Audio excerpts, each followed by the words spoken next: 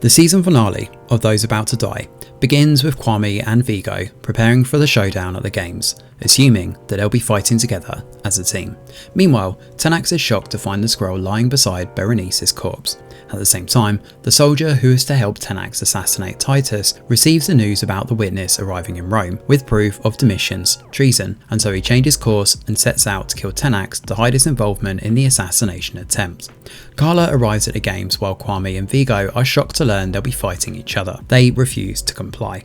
So, to their horror, Jula and Vigo's son is held hostage to motivate the two to fight each other.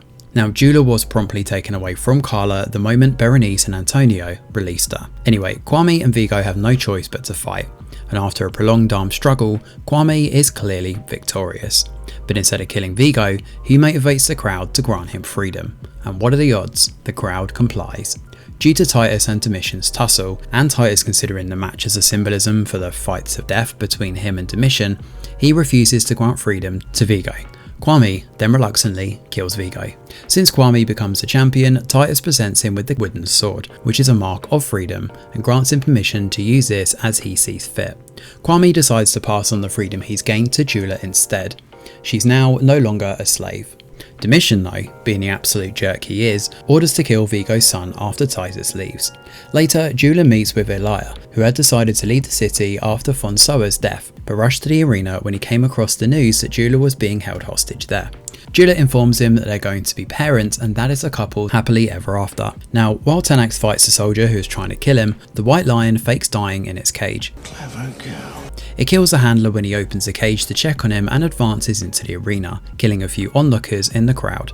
Kwame takes over and kills the lion, now becoming a true lion killer and harking back to the earlier drama in episode 1 where we first met him hunting the lion. While this story comes full circle, Tenax kills the soldier.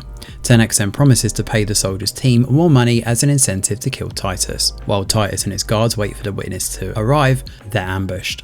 Titus negotiates with the men to pay them 10 times more than what Domitian could pay them, while Domitian hesitates to kill his brother. While Titus is distracted, Tenax jumps on him from the back, smothers and kills him. Domitian then makes Tenax Ludi, master of the games. Domitian arrives at the Senate and rhetorically threatens them to accept him as emperor, which they reluctantly do. Elsewhere, Carla gives Elia and Jula permission to marry as Elia intends to keep racing to provide for the family. Later, Carla visits Tenax at his new and grand residence, the house of Adil Ludi.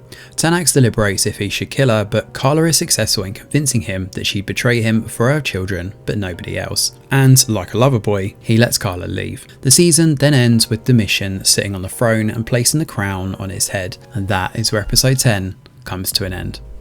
Now, the finale of Those About to Die saw many fast-paced events which made the finale pretty predictable but engaging nevertheless. The events happen in such a way that it's pretty easy to guess what's about to happen next, which is the reason why character motivations feel simplistic and the plot predictable. With the end in mind, it was quite obvious from the beginning that Kwame and Vigo would be pitted against each other, and it's not really surprising for Kwame to ask for freedom for Vigo either. And again, this unsurprising nature continues when Titus declines, because otherwise, how would we feel emotional about the death of one of the only characters who has been better written than the rest? However, symbolically there are a few scenes worth noting, and no, it does not involve Elia and Jula's random child and their cringy exchanges that are supposed to be romantic. For example, how Kwame killing the lion was juxtaposed with Tenax killing the soldier. The rare white lion, superior in strength and prestige, just like the upper class soldier, is killed by the street fighter that Kwame and Tenax are. It also suggests the two socially inferior characters as portrayed in the series, aiming to transgress and transform the status quo of Rome.